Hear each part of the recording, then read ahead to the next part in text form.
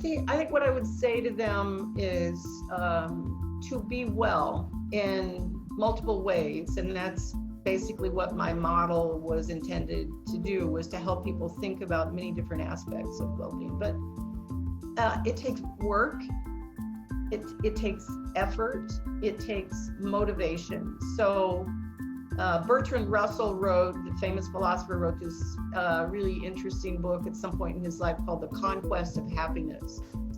And he basically said, it is a conquest. It's not like having ripened fruit from the tree just dropping effortlessly into your mouth. You have to actually work at it every day. You have to be engaged. You have to pick yourself up from failure and move on. And you have to, I think, constantly be engaged in degrees of self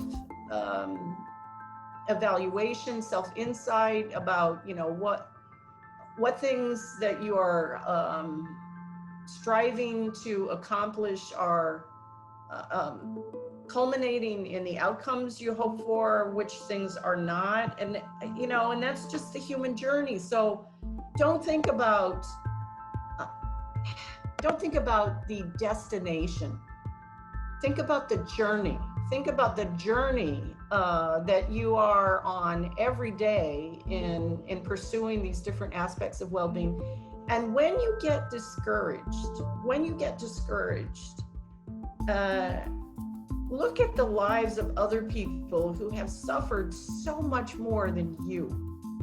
I just think that's hugely important. So, who was the first person who thought deeply about the life-sustaining power of purpose in life? It was somebody who spent 3 years in a Nazi concentration camp. Viktor Frankl, showed all of us that even in the most horrific of circumstances, he had these insights, deep philosophical insights. I can't control what they're doing to me, but I can control my reaction to it. Nobody but me can control my reaction to it. And so what did he do? What he did was he worked very hard to both look back at his previous life and be nurtured by it, remembering beautiful things from his life, how much he loved his wife. And he was a psychiatrist. He was a very educated man, but he also envisioned himself in the future. And I think that's so powerful. He had an image of himself in the camps when he would subsequently be giving lectures about his experience. And he ultimately did that. And he created a whole form of therapy for that. But so he's an extreme example. But if you think about contemporary film,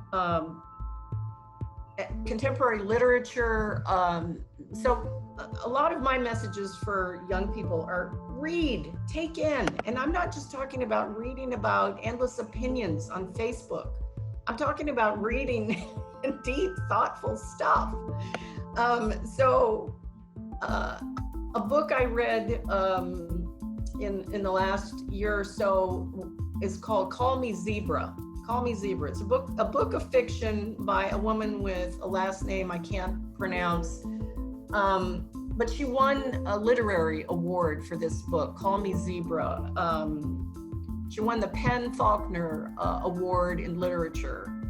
And the book is essentially about the experience of migrants in contemporary, on the planet Earth. A lot of people are suffering greatly because they have to leave countries that they were living in, and their lives are just completely turned upside down.